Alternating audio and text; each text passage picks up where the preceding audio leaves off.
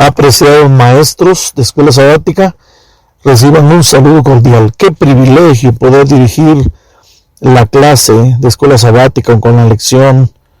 Para eso es importante que nos preparemos de una manera muy especial. Este sábado podemos enseñar la clase El pacto de Dios con Abraham, introduciéndonos hablándoles a nuestros alumnos del pacto que Dios hizo con Noé y el pacto que Dios hizo con Abraham, y algunas similitudes y diferencias que hay de acuerdo a la lección de Escuela Sabática. Mismos requisitos, pero uno tiene una ceremonia sacrificial, mientras que el otro solamente es relacionado únicamente con la señal, mientras el otro tiene una ceremonia y tiene sacrificio. Quiero apoyarles con este comentario en audio para que ustedes puedan enseñarle. En primer lugar, cada sección tiene un comentario. No debemos tomar la lección y darla día por día. Eso no sería lo más sensato hacer. Hay algunas partes que usted como maestro debe profundizar de la lección, y para ello quiero dividirla en 3 partes. Primero, la confianza que Abraham tiene en Dios. Cuando Dios en repetidas oportunidades le dice a Abraham: no temas, a menudo se relaciona con la promesa de la descendencia. Pero esa misma promesa para el futuro también está contenida en la palabra magén, escudo, de Génesis 15:1, que se recuerda del verbo magán, entregar, en Génesis 14:20. En otras palabras, Dios ya le había dado un vislumbre de confianza a Abraham cuando le dio la victoria en Génesis 14:20 sobre sus enemigos, cuando había llevado cautivo a su sobrino Lot. También cuando dice la frase Abraham creyó, el verbo hebreo es gemim. Creyó describe más que un proceso intelectual o sentimental o la mera referencia a un credo. En hebreo la palabra creer es relacional, completamente relacional. En otras palabras, creer no es un mero asentimiento mental, sino esa confianza que se obtiene cuando nosotros nos relacionamos con alguien. Esa confianza, ese relacionamiento que se da. En otras palabras, cuando la versión Dios habla hoy dice que Dios aceptó esa confianza, esta fe, la que Dios contó como justicia. En otras palabras, fue la que Dios aceptó de acuerdo a la versión Dios habla hoy. También esta fe tiene el mismo valor que la justicia. O sea, creyó Abraham a Dios y esto le fue contado por justicia. Es emocionante el concepto cuando lo contrastamos, y la lección tiene un contraste maravilloso aquí, porque dice que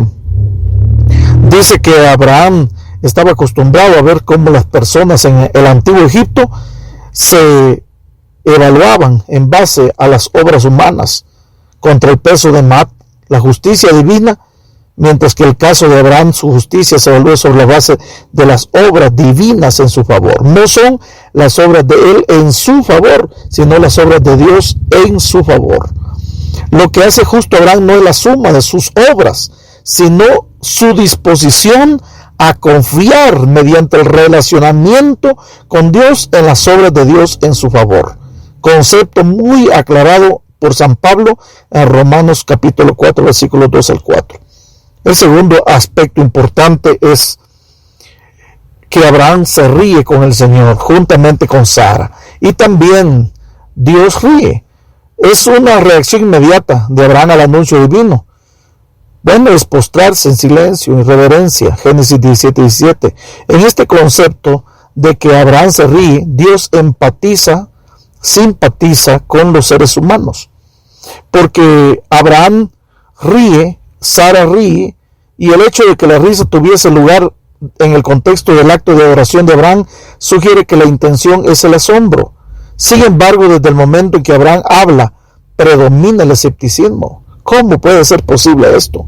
Es decir, Abraham no cree. Entonces él viene y para es hacer un relacionamiento importante para no sentirse que no hace nada, propone una solución razonable. Abraham se refiere a Ismael. La recomendación escéptica de Abraham obliga a Dios a ser específico. La promesa de Dios no incumbe a Ismael. Dios no está dispuesto a bendecir a Abraham a través de Ismael, sino a bendecir a Abraham a través de Isaac, donde Dios se hace eco de las preguntas de Abraham. ¿Hay algo imposible para Dios? Responde explícitamente con el nombre de Isaac en Génesis 17-19. Irónicamente, Isaac significa ríe, al son de la risa de Abraham, pero esta vez es Dios quien ríe, porque el nombre Isaac implica el nombre de Dios, según sugieren los estudios lingüísticos, semíticos y bíblicos de los nombres. En forma paralela, el nombre de Ismael, que significa Dios oye. En realidad, el nombre de Isaac debiera decir Isaac él. El nombre de Isaac también debió haber transmitido, al menos implícitamente, el nombre de Dios. Dios ríe, por ende la risa de Dios se hace eco de la risa de Abraham. Más adelante Sara también se ríe. El contexto de la risa de Sara se suma al asombro implícito en las situaciones anteriores. Sara se esconde detrás de la tienda entera y aunque parezca extraño, Sara se había reído entre sí. Génesis 18:12. El visitante conoce los pensamientos íntimos. Dios, aquí hay una linda aplicación, mis queridos maestros. Dios conoce sus pensamientos más íntimos. Esta capacidad excepcional les indica a Abraham y Sara que están ante la presencia del Señor, lo que garantiza el portento del nacimiento milagroso. A la primera risa de Abraham, llena de temblorosa duda y asombro, Dios responde con una risa llena de ironía y de promesa. Abraham también cocina para el Señor. La palabra del Señor dice que Abraham cocina, prepara algo, una comida para el Señor. Qué interesante, mis queridos amigos, maestros, ver que por primera vez Abraham recibe huéspedes celestiales sin saberlo. Sus acciones serán recordadas como un modelo de hospitalidad. En lugar de abordar inmediatamente el tema, la promesa del pacto, que es el motivo de la visita, Dios entra en la esfera humana. Abraham lo ve, Abraham sale a su encuentro y Abraham le da de comer. Esta es la hora de la siesta. Abraham está sentado frente a la tienda, como si estuviera esperando que alguien viniera. En el desierto no pasa mucha gente. Entonces Abraham ve a alguien a la distancia y corre. Extraordinario ver a Abraham de 99 años correr y recién circuncidado. En cuanto Abraham se reúne con los invitados, los atiende afanosamente. Les lleva comida, le lava los pies y deciden que le traigan agua. Abraham escoge el mejor alimento para ofrecerles. Abraham hace participar a toda su familia en ese trabajo. Sara prepara el pan. Me imagino que Isaac, el joven, o Ismael más que todo probablemente prepara el becerro. Sin embargo, Abraham describe humildemente la fiesta como un bocado de pan. Obviamente, la pasión y el celo de Abraham por los tres visitantes derivan de su intuición de que tienen un estatus especial. La forma en que se dirige a uno de los visitantes como Adonai, mi Señor, en Génesis 18, 2 y 3, según una nueva versión internacional, sugiere esta percepción. El hecho de que Abraham ofreciera comida y agua al visitante no excluye necesariamente su reconocimiento de la identidad divina. La expresión humana de los visitantes, que físicamente están parados, de acuerdo a Génesis 18:2, comen, tienen conversaciones claras, es parte de la estrategia divina de la encarnación de Dios. ¿Cómo podemos ver aquí que los planes de Dios se van concretando? Entonces Abraham se quedó de pie, dice la escritura en Génesis 18:8, atento a sus necesidades y listo para servirlos.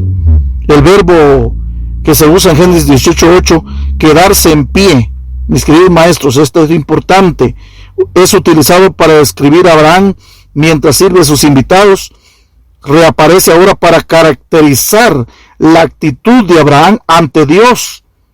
Oigan, mis queridos maestros, interesante aplicación. ¿Quién dijo que solo se puede orar de rodillas? Porque la oración realmente es una actitud, y aquí la palabra frente, luego de se quedó de pie, se utiliza normalmente para representar reverencia ante Dios y orar a Él, de acuerdo a Deuteronomio 10:8 y 1 de Reyes 17:1 y Zacarías 3:1.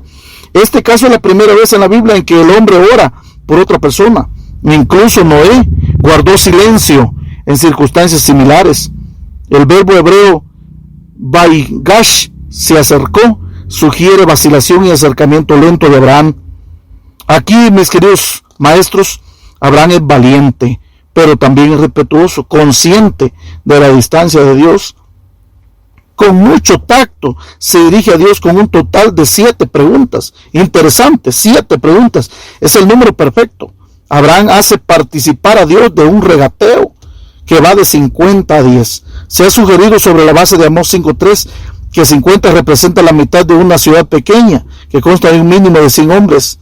Abraham comienza su desafío suponiendo que haya igual cantidad de justos e injustos en la ciudad. Cuando Abraham llega al número 10, de acuerdo a Génesis 18:32, entiende que ahora ha llegado al límite y por lo tanto decide que no va a seguir más allá de ese número.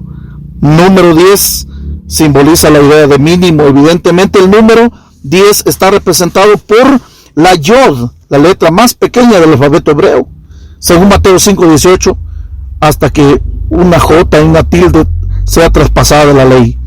Posteriormente el número 10 llegará a ser para el judaísmo el mismo número requerido para la comunidad de adoradores, Minyan.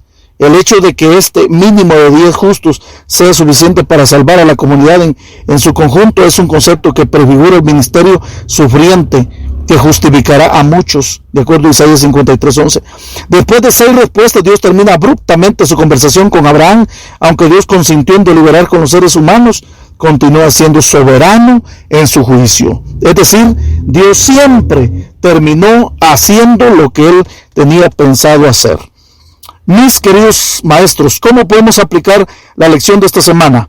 En primer lugar, Abraham cree en el Señor. ¿Cómo podemos capacitar a las personas para que tengan fe? ¿Qué actividades, qué relacionamiento podemos llevar a cabo para que los alumnos de nuestra escuela sabática afiancen su confianza en Dios? ¿Por qué la fe bíblica es esencialmente hacia el futuro? ¿Cómo aconsejaría usted como maestro a alguien que acaba de perder a un ser querido para que tenga fe, confianza, o alguien que en su clase está pasando por un momento difícil y que necesita tener esa confianza? Bueno, en primer lugar, debemos vincular la fe o la confianza en Dios en relación estrecha con Jesús. Número 2, para aplicar esta lección tenemos que entender que todo lo que se refiere al futuro no está en nuestras manos, está en las manos del Señor, y que Dios ha generado una esperanza maravillosa en nuestra vida, que aunque todo este mundo llegue a su final, tenemos una esperanza. Vinculemos la confianza de Dios con la esperanza. En segundo lugar, analizar el argumento que a veces se ha presentado de que la risa es del diablo. Realmente Dios desea que sus hijos sean felices. Busquen en la Biblia, en el Antiguo Testamento y Nuevo Testamento, ejemplos de risa y humor. Jesús dice que se rió en algunos momentos. Jesús dice que oró. ¿Por qué la risa y el humor son compatibles con la religión verdadera? No tenemos por qué vivir una vida sin risa. Tenemos, a pesar de los problemas de la vida, tenemos que reír. ¿Por qué a menudo los pueblos religiosos rechazan la risa? Porque creen en una religión muy seria, una religión con un Dios soberano, implacable, y eso tenemos que entenderlo. Y para terminar, Abraham cocina, y el Señor de Abraham prepara, y por eso, mis queridos maestros, la lección de escuela sabática tiene grandes lecciones para nuestra vida. La intercesión fue un acto de fe. Pero para terminar, que Dios te bendiga y te use poderosamente en el repaso de la lección de escuela sabática. Dios te bendiga.